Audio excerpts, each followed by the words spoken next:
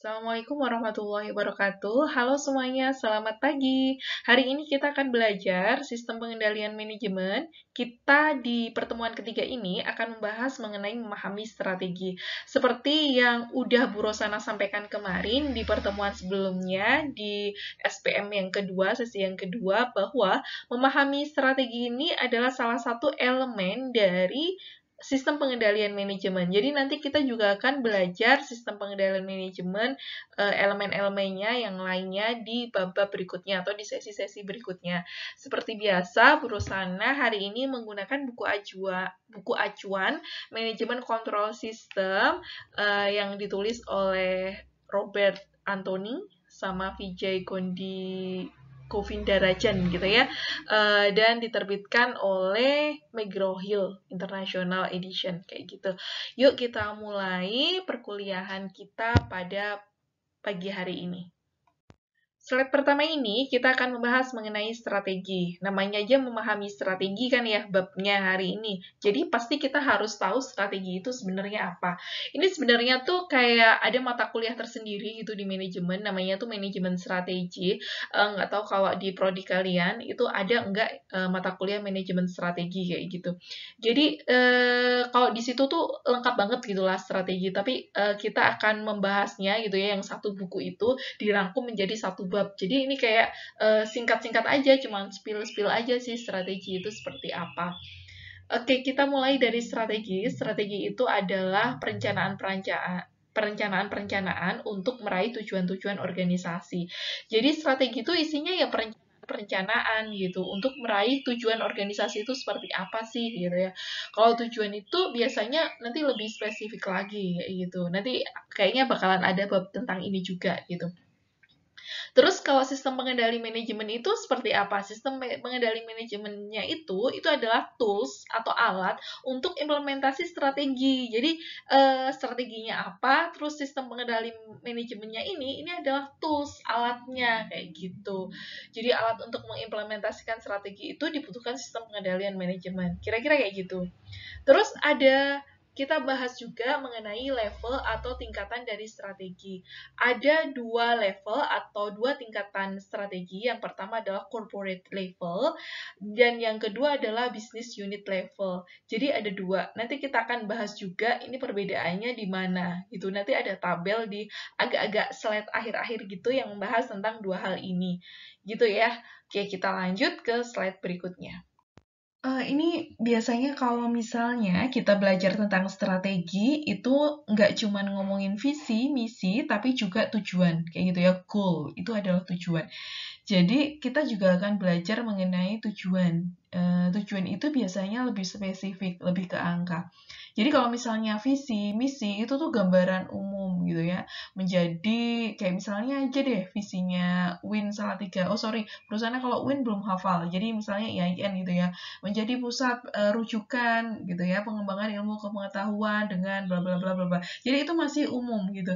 Tapi kalau tujuan itu tuh lebih spesifik lagi. Ini udah ngomongin masalah angka dan lain sebagainya. Sebagai contoh misalnya di sebuah perusahaan gitu ya, yang namanya tujuan itu ya naik profit kita dari tahun lalu itu sebesar 15%. Nah, ada hitung-hitungan, ada angka-angka seperti itu. Begitu juga dengan goal-goal yang ada di sistem pengendalian manajemen.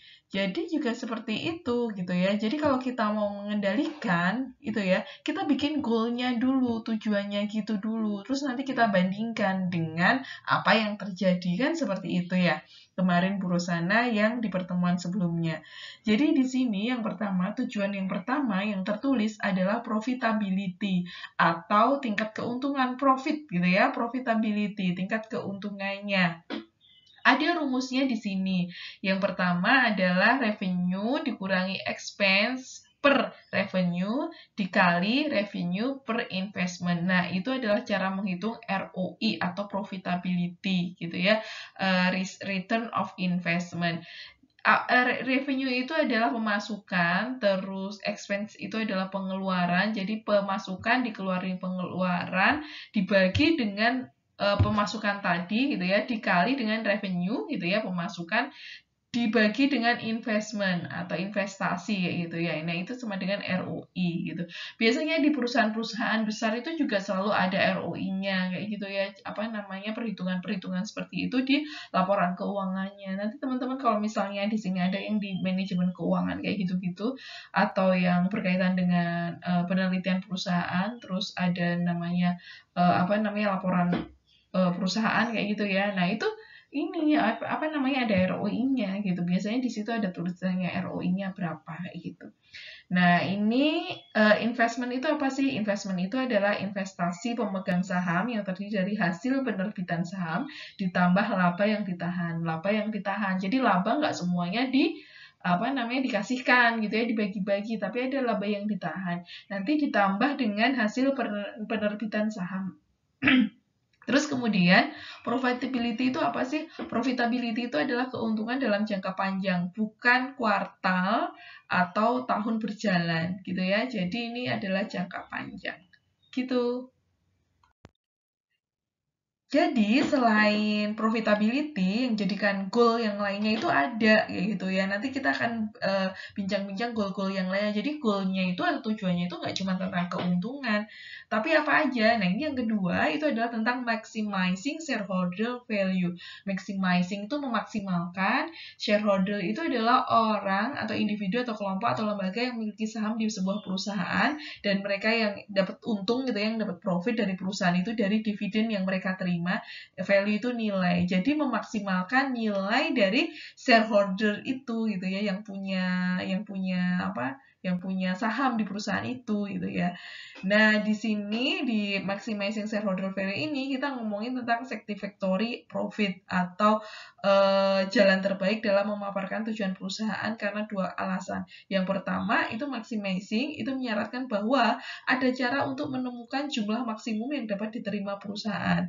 Jadi ada caranya untuk ngitung jumlah maksimumnya. Yang kedua, walaupun optimasi gitu ya, shareholder value itu mungkin jadi tujuan utama, tapi itu bukan berarti hanya tujuan terpenting dalam perusahaan. Economic performance, hitung-hitungan yang lainnya kayak ROI dan lain sebagainya, risiko dan lain sebagainya itu juga yang besar. Jadi perusahaan itu goalnya itu nggak cuma apa namanya, value-nya shareholder, value yang dimiliki oleh shareholder itu tinggi aja, tapi juga yang lainnya juga sih gitu. Meskipun cara menghitung maksimal itu tuh ada, value-nya itu berapa gitu, nilainya itu berapa maksimalnya kayak gitu. Tujuan yang lainnya selain tadi memaksimalkan shareholder value sama profitabilitas atau keuntungan, yang menjadi poin penting juga tujuannya adalah risiko gitu ya. Risiko ini apa ya, sesuatu yang kayak selalu nempel di profit gitu ya. Semakin keuntungannya besar, maka risikonya juga besar. Semakin apa yang kita dapatkan itu besar, itu tuh risikonya besar. Itu adalah prinsip yang dipahami di manajemen itu seperti itu. Jadi kalau misalnya kita mengejar profitabilitas di perusahaan, itu dipengaruhi oleh keinginan manajemen untuk mengambil risikonya juga. Jadi itu juga ngomongin degree of risk gitu ya. Ya gimana gitu, maksudnya kalau kita mau profitabilitasnya besar ya risikonya besar kayak gitu. Makanya kalau misalnya kita belajar tentang perbankan syariah dan lain sebagainya, kenapa sih bagi hasil dan lain sebagainya itu kecil ya, memang resiko yang dipilih kecil gitu. Kenapa kalau konvensional itu besar keuntungan-keuntungan, ya karena risikonya juga besar kayak gitu. Seperti itu sih gitu ya. Nah, kalau ngomongin konvensional syariah ya resiko itu nggak cuma dunia tapi juga akhirat gitu ya kalau syariah sama konven gitu. Ya gitu sih, debatable. Ini adalah goal yang keempat. Jadi kalau yang keempat itu nggak cuma tadi kan kita udah ngomongin profit gitu ya. Tujuan kita itu ditentukan profitnya, berapa maksimal shareholdernya gitu ya, berapa risikonya. Dan yang keempat ini adalah multiple stakeholder approach. Ini ngomongin tentang 3 pasar. Jadi kan selalu ada 3 pasar nih, capital market, product market, sama faktor market. Itu juga dijadikan tujuannya kayak gitu. Jadi kalau capital market itu kan perusahaan mengumpulkan dana dari pemegang saham publik gitu ya, merupakan konstituen penting itu capital market atau pasar modal gitu ya, pasar modal saham-sahaman gitu. Tapi juga ada, kita bahas juga product market gitu ya, tempat penjual itu menjual barang dan jasanya. Itu juga dimaksimalkan kayak gitu ya dengan pendekatan itu.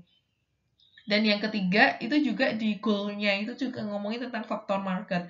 Kayak misalnya sumber daya, seperti modal manusia, bahan baku, karyawan gitu ya, dan lain sebagainya. Itu faktor market. Itu juga dijadikan tujuan atau goal juga dalam sistem pengendalian manajemen. Jadi itu juga diukur gitu. Nanti untuk dibandingkan juga kayak gitu. Nah, kalau ini itu tuh strategi yang mendeskripsikan arahan organisasi merencanakan bergerak gitu ya untuk mencapai tujuannya itu seperti apa. Ini adalah strategi formulation-nya yang ada di buku kalian kayak gitu ya. Jadi kalau misalnya ada dua gitu ya, environmental analysis sama internal analysis. Jadi kalau kita menilai gitu ya, itu dari lingkungan analisis gitu ya, analisis lingkungan atau dari luar dan juga analisis dari internal. Itu kalau misalnya kita mau membuat strategi itu tuh kayak gitu. Jadi dari luar dan dari dalam. Dari luar itu ini kalau konteksnya perusahaan ya.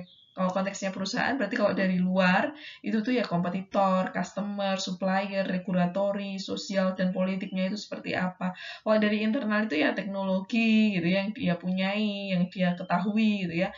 Manufacturing dia, pabriknya dia seperti apa, marketingnya dia seperti apa, distribusinya seperti apa, logistiknya seperti apa. Nah, ini kalau yang nanti eksternal itu nanti opportunity at rate yang OT gitu ya kalau di SWOT.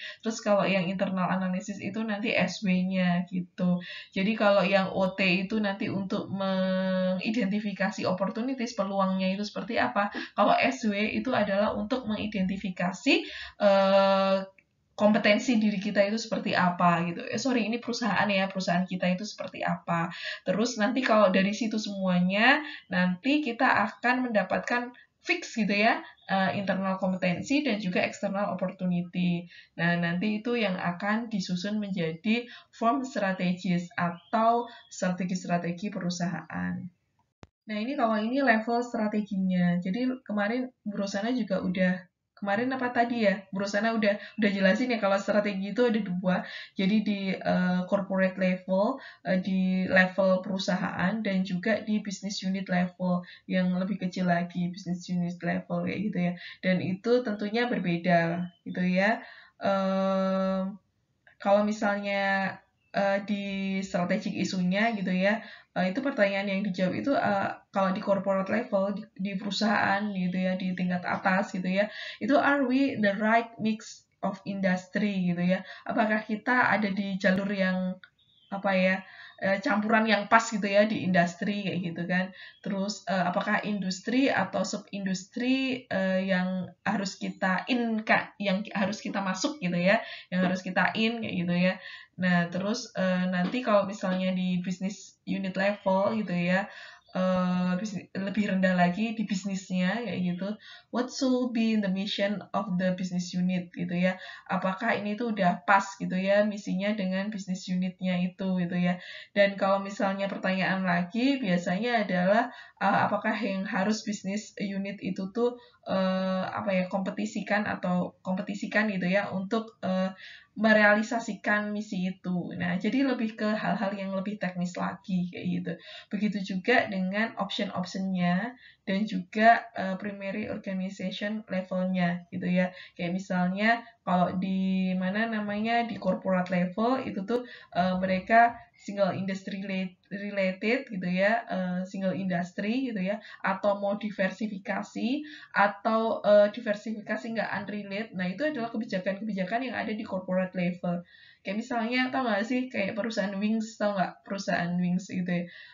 Mereka mau single industry, dulu tuh sebelum ada mie sedap dan lain sebagainya, mereka tuh kayak di sabun-sabun kayak gitu loh. Lah, apakah mereka hanya di single aja gitu ya, atau mereka mau yang bikin yang lainnya juga kayak gitu ya. Misalnya Wings bikin apa, bikin mimian gitu ya, dan lain sebagainya gitu.